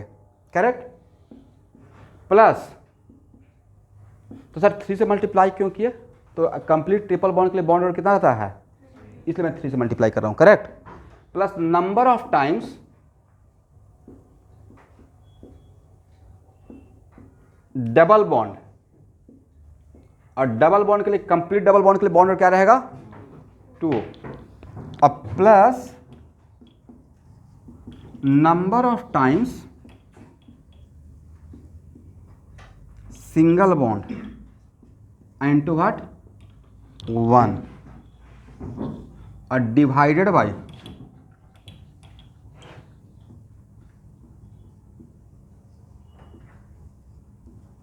Total R S. इसको बॉक्स में कर लीजिए इस फार्मूला को।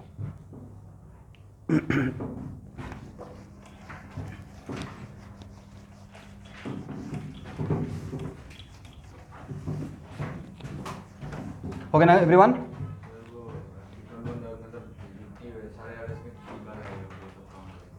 अब इसको नहीं, पहले इसको बॉक्स में लिखिए, फिर कैसे अप्लाई करते हैं वो समझाता हूँ। यहाँ देखिए,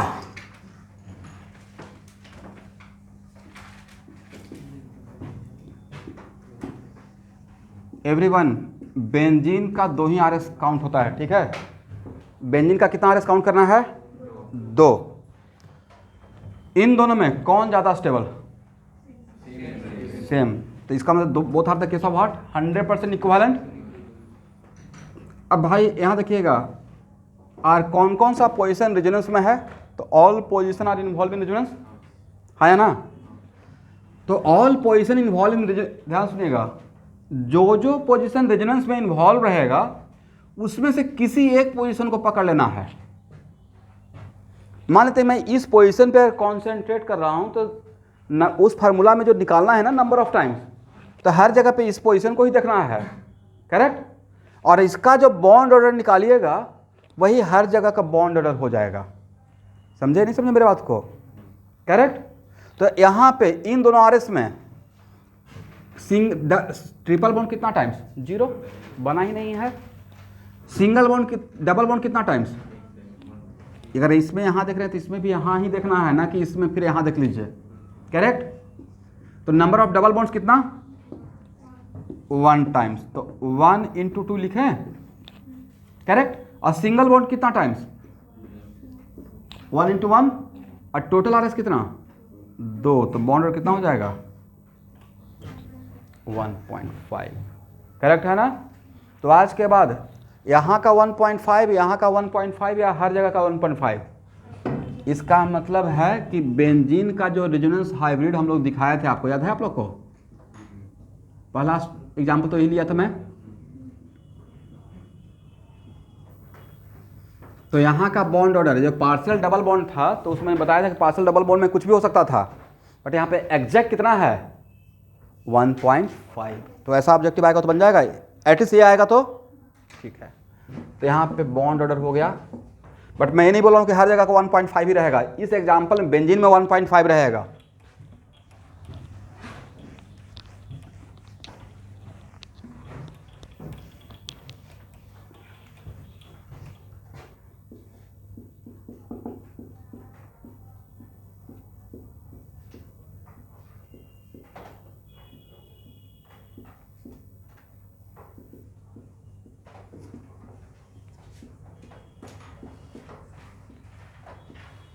यहाँ देखें, इन दोनों आरएस में कौन ज़्यादा स्टेबल?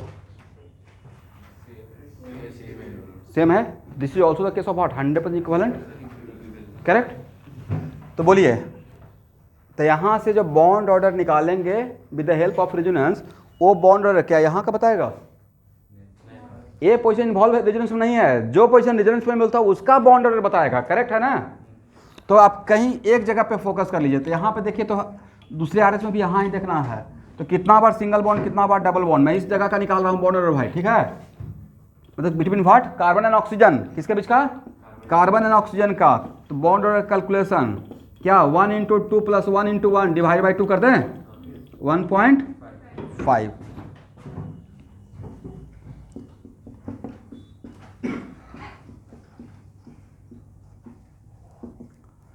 देखिए तो रेजोनेंस होगा। If negative charge conjugated with pi bond, then flow of electron. Very good. कौन ज़्यादा स्टेबल? फर्स्ट आरएस या सेकंड? दोनों का स्टेबिलिटी इक्वल है, करेक्ट है ना। यहाँ पे कोई भी एक पॉइंट है जिसे डिफर कर सकते हैं स्टेबिलिटी में। इसका this is also the case of 100% equivalent. तो बॉन्ड ऑर्डर कितना होगा? किसी एक जगह का, मान लेते हैं यहाँ का ही, तो बॉन्ड ऑर्डर इक्वल टू लिख सकते हैं 1 × 2 + 1 × 1 डिवाइड बाई 2, 1 पॉइंट। अब मुझे डर इस बात का है कि कहीं आपके दिमाग में मिसकॉन्सेप्शन तो नहीं बैठ रहा है 1.5 ही आएगा। ऐसा हो भी सकता है, नहीं भी हो सकता है, करेक्ट है ना।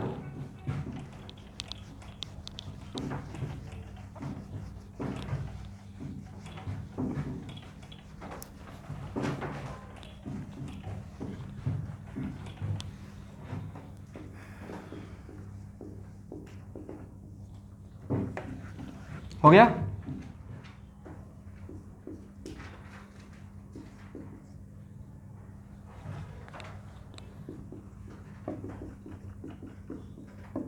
जल्दी से यहाँ पे बॉन्ड ऑर्डर बताइए रेजोनेंस के हेल्प से। पहला बात, रेजोनेंस के हेल्प से बॉन्ड ऑर्डर निकाल सकते हैं या नहीं निकाल सकते हैं? निकाल सकते हैं। इस केस में निकाल सकते हैं। तो आप किसी का अगर रेजोनेंस के हेल्प से निकालना है तो सबसे पहला कंडीशन तो यही है कि आपको आरएस इक्वल स्टेबिलिटी का मिलना पड़ेगा। इक्वल स्टेबिलिटी का है तो आप फाइंड आउट नहीं कर सकते। ये फार्मूला तभी आपके लिए वर्क करेगा when all RS are equal in stability.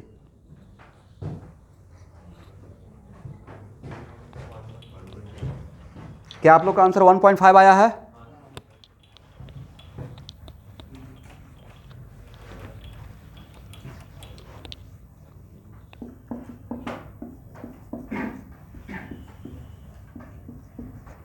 Draw all RS and find out the bond order between carbon and oxygen. Do it fast.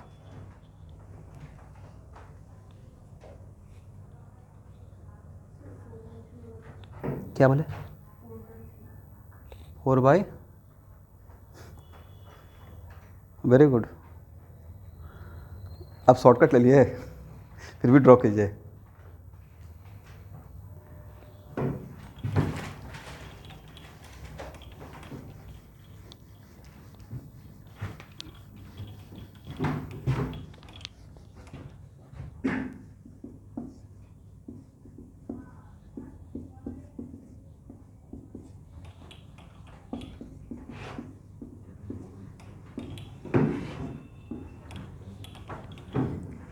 Resonating structure इसलिए मैं ड्रॉ करने के लिए बोल रहा हूँ स्टूडेंट, क्योंकि जब तक ड्रॉ नहीं करेंगे तब तक तो आप कन्फर्म ही नहीं हो पाएंगे कि इक्वल स्टेबिलिटी है या नहीं है, राइट।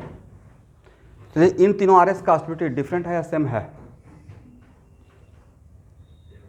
सेम है। तो किसी एक जगह का निकालेंगे, किसी एक कार्बन ऑक्सीजन के बीच का निकालेंगे, तो हर कार्बन ऑक्सीजन के बीच का तो वही रहेगा बॉन्ड ऑर्डर, राइट। तो बोलिए, मैं यहाँ पे फोकस कर रहा हूँ, तो यहाँ पे इस जगह पे कितना बार डबल बॉन्ड, कितना बार सिंगल बॉन्ड? एक बार डबल, दो बार सिंगल, एक बार डबल, दो बार। तो क्या लिख सकते हैं? 1 × 2 प्लस 2 × 1, सही है। Double bond into 2, 1 times double bond, और डिवाइड बाय कितना आरएस? 3। कितना हो जाएगा? 4/3, 1.33। 1 पॉइंट, करेक्ट है। और बोलिए bond order of bond length directly या इनवर्सली, एक ध्यान में रखिएगा, bond order inversely proportional to what, bond length. क्योंकि एग्जाम में यहाँ देखिए इस तरीके से क्वेश्चन आ जाएगा भाई।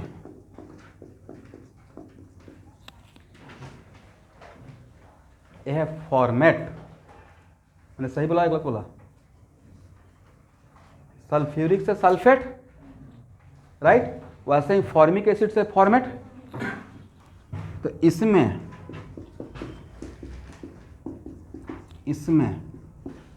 और इसमें ए बी सी में बॉन्ड लेंथ का ऑर्डर पूछा हुआ है, ए बी एंड सी में बॉन्ड लेंथ का ऑर्डर।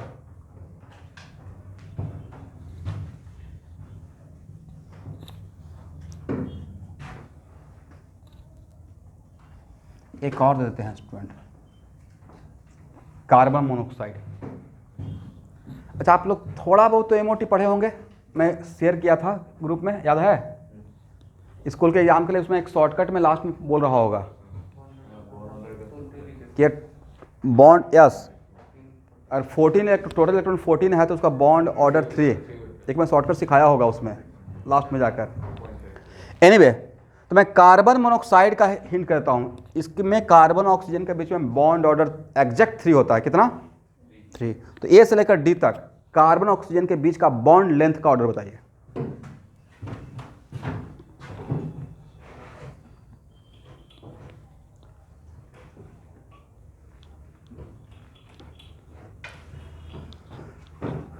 चलिए, इसका तो पता है एवरीवन, बॉन्ड ऑर्डर कितना, हाफ ना।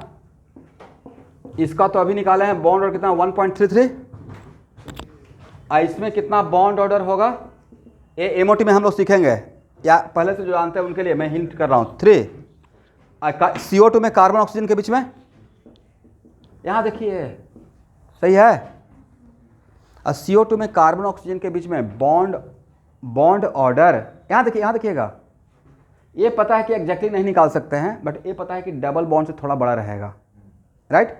बट एट वर्स्ट इस वन एग्जैक्ट डबल बॉन्ड भी मान लेते हैं, रेजोनेंस को और माइनस भी कर दें तो डबल बॉन्ड, करेक्ट। तो सबसे ज्यादा बॉन्ड लेंथ बॉन्ड किसका रहेगा, उसके बाद किसका रहेगा, बॉन्ड ऑर्डर। बॉन्ड ऑर्डर का ऑर्डर क्या होगा, कार्बन ऑक्साइड, उसके बाद CO2, उसके बाद और सबसे कम किसका रहेगा, कार्बोनेट। ये क्या है, कार्बोनेट। और बॉन्ड ऑर्डर का उल्टा ऑर्डर किसका हो जाएगा, बॉन्ड लेंथ का। तो CO less than CO2 less than this one.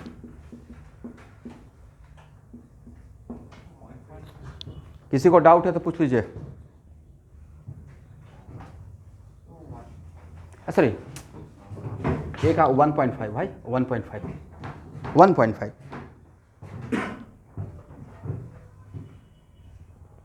मैं इन दोनों का आपको हिंट दिया कि अभी मेरे ऊपर ट्रस्ट है, इसका 3 मान लीजिए। ऐसा क्या मान लीजिएगा, 2 से थोड़ा ज़्यादा। बाकी इन दोनों का तो रेजोनेंस के हेल्प से एग्जैक्ट बता सकते हैं, इसका एमओटी के हेल्प से एग्जैक्ट बता सकते हैं। इसमें ट्रिपल बॉन्ड होता है, ठीक है।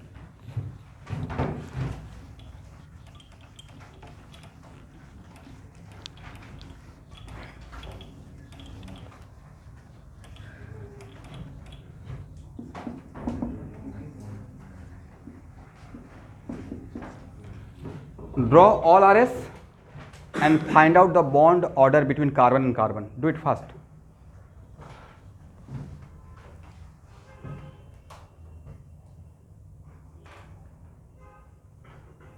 सारे RS ड्रॉ करने के लिए इसे बोलते हैं क्योंकि आपको RS का पहले स्टेबिलिटी कंपेयर करना है। अगर RS का आप यहाँ देखिए, if pi bond conjugate with positive charge then flow from pi bond to positive, पूरा बॉन्ड को उठाकर वहाँ पर डालना है, यहाँ पे, ठीक है।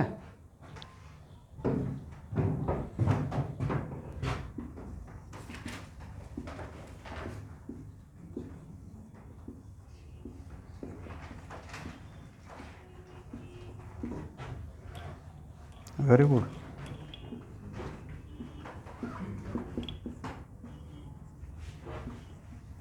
टोटल कितना आर एस? सबसे ज़्यादा स्टेबल कौन? Equal stability. तो कहीं एक का बॉन्ड ऑर्डर निकालेंगे, कहीं एक जगह पे फोकस कर लेते हैं यहाँ का। तो कितना बार डबल बॉन्ड, कितना बार सिंगल बॉन्ड? एक बार डबल और 2 बार, और divide by 3, how much? 1 point. Correct है ना?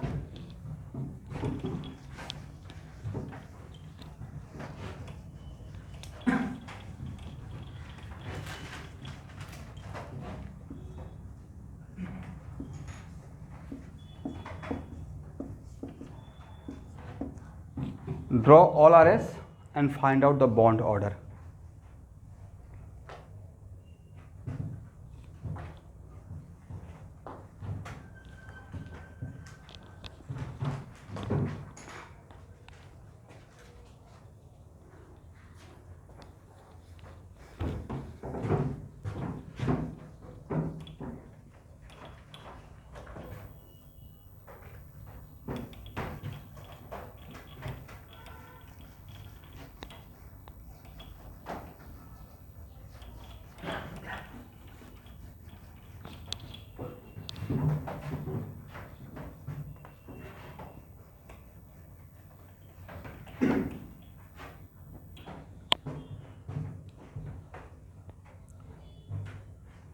इसका आर एस ऑलरेडी हम लोग प्रैक्टिस कर चुके हैं, राइट?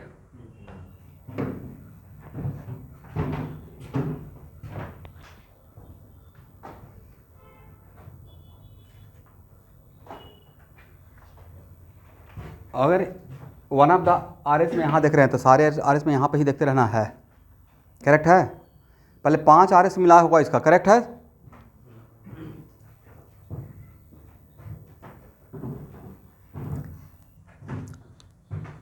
पाँच आर एस हम लोग ड्रॉ किए थे, इसका 5 आर एस मिलना चाहिए।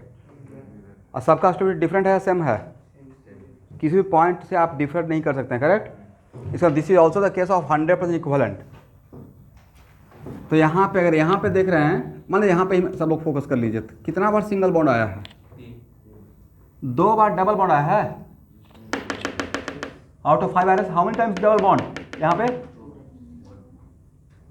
2 टाइम्स आना चाहिए डबल बॉन्ड। 2 बार डबल बॉन्ड और 3 बार, तो 2 × 2 प्लस 3 × 1 और डिवाइड बाई 5 कितना हो जाएगा? 7/5, हाउ मच? 1.4। करेक्ट?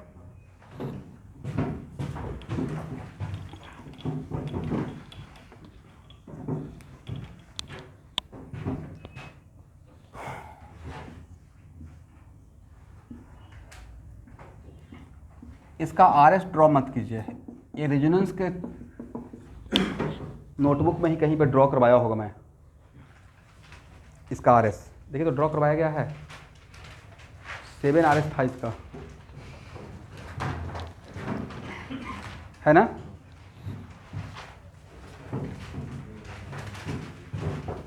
इसका रेजोनेंस का नोटबुक में पीछे कहीं पे मिल जाएगा। बोलते ही नहीं है भाई, बोला कि ये मिला या नहीं मिला। और देखिए तो सबका स्टेबिलिटी डिफरेंट है या सेम है? किसी भी एंगल से डिफर कर सकते हैं। सब में नंबर ऑफ पाई बॉन्ड्स 3 रहा होगा और 1 पॉजिटिव चार्ज। तो यहाँ पे फोकस कर लीजिए। अगर यहाँ पे अगर फोकस करते हैं, यहाँ देखिएगा, यहाँ पे अगर फोकस करते हैं तो यहाँ पे देखिए तो कॉन्सेंट्रेट होकर कितना बार डबल बॉन्ड आया है out of 7 R S? 3 times. तो 3 × 2 तो 4 टाइम्स सिंगल बॉन्ड आया होगा और डिवाइड बाई 7, हाउ मच? 10/7 ना? तो 1 पॉइंट कितना? 4 2 मोटा मोटी 1.43 आसपास हो जाएगा।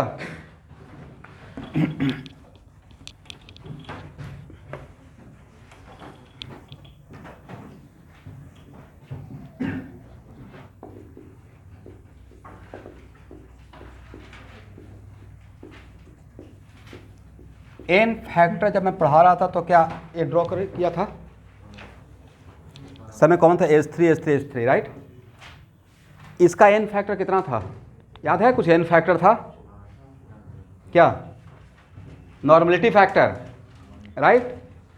और if reaction is not given तो मैक्सिमम एसिडिक हाइड्रोजन ही उसका एन फैक्टर बनता था, करेक्ट? इसमें हाउ मेनी एसिडिक हाइड्रोजन? अच्छा, इसका स्ट्रक्चर देखिए भाई, एडवांस का क्वेश्चन में आया हुआ है, सही है?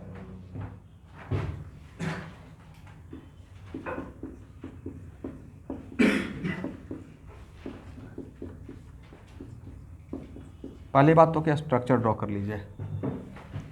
ये सेकंड टाइम मैं स्ट्रक्चर ड्रॉ कर रहा हूँ, ठीक है?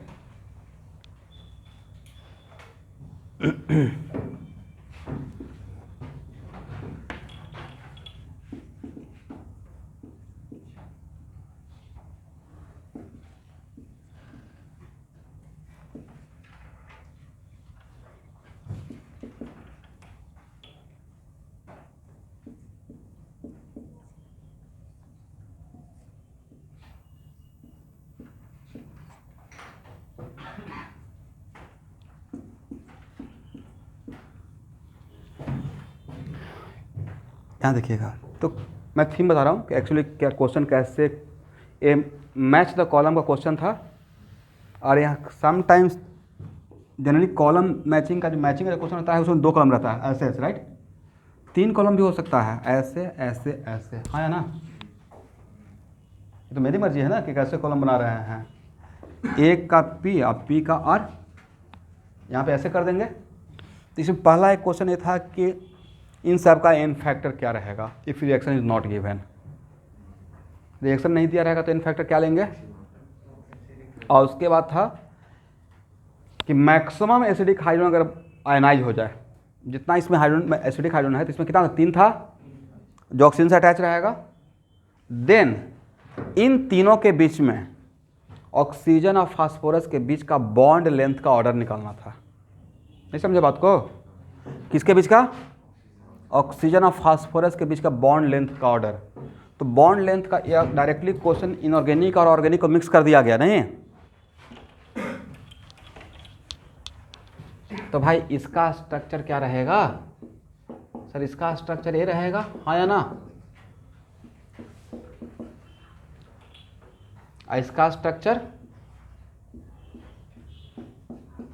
O माइनस O माइनस, इसका structure O minus O minus O minus, correct है ना? इसमें रेजोनेंस होगा ही नहीं होगा, हाँ ना? कुछ बोलते रहिएगा। इसमें भी होगा, इसमें भी होगा। सब में जितना रेजोनेटिंग स्ट्रक्चर हो रहा है सारा रेजोनेटिंग स्ट्रक्चर ड्रॉ कीजिए और find out the bond order between phosphorus and oxygen.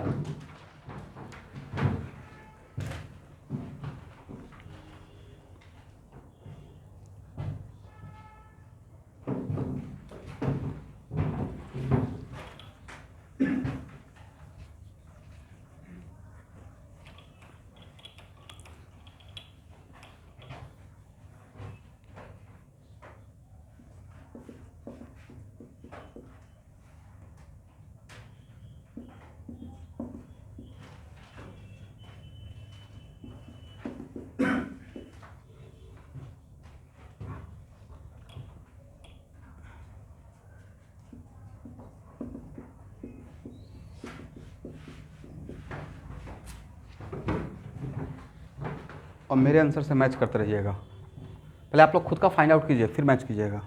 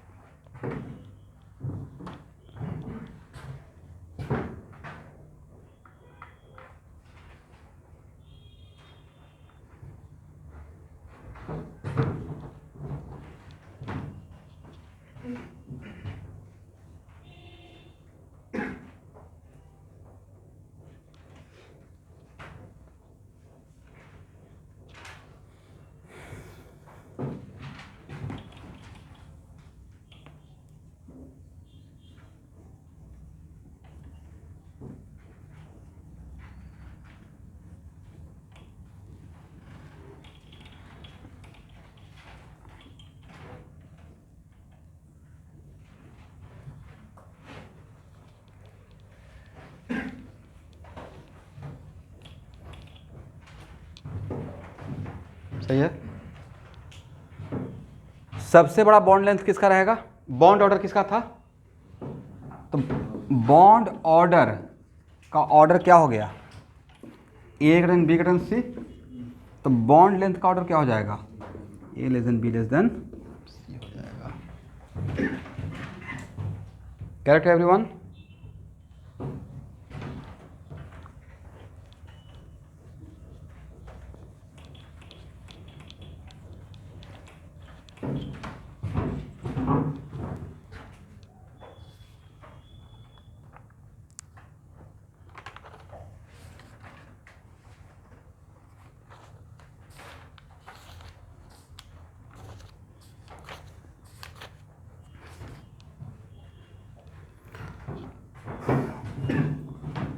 अब लिखिए condition for resonance.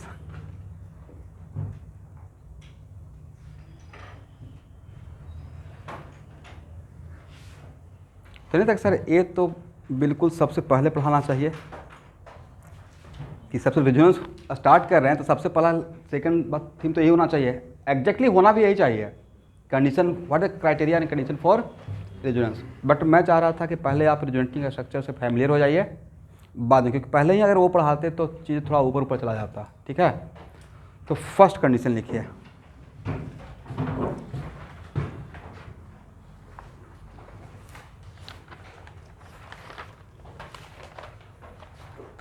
each atom participate in resonance, each atom participate in resonance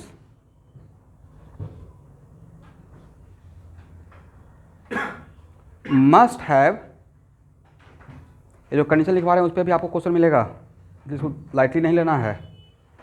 each atom participate in resonance must have at least one same type of, at least one same type of pure p orbital,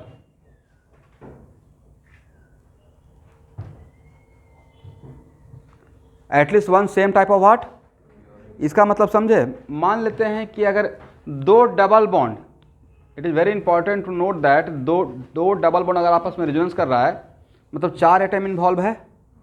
double bond 2 atom के बीच में रहेगा ना। इसका मतलब अगर suppose कीजिए कि 4 एटम आपस में रेजोनेंस में इन्वॉल्व है, तो अगर रेजोनेंस में इन्वॉल्व है तो उन चारों के पास एक चीज़ कॉमन रहेगा कि एटलीस्ट उन चारों के पास एटलीस्ट वन प्योर ऑर्बिटल रहेगा, क्योंकि वो प्योर भी क्या, सेम टाइप, डिफरेंट टाइप या सेम टाइप, सेम टाइप रहना चाहिए। अगर किसी एक के पास पीजेड है तो बाकी तीनों के पास भी एटलीस्ट वन क्या होना पड़ेगा, एटलीस्ट वन, बाकी दूसरा भी प्योर रह सकता है but at least one PZ PZ PZ and PZ रहना पड़ेगा। चलिए यहाँ पे देखिए, ध्यान से सुनिएगा भाई।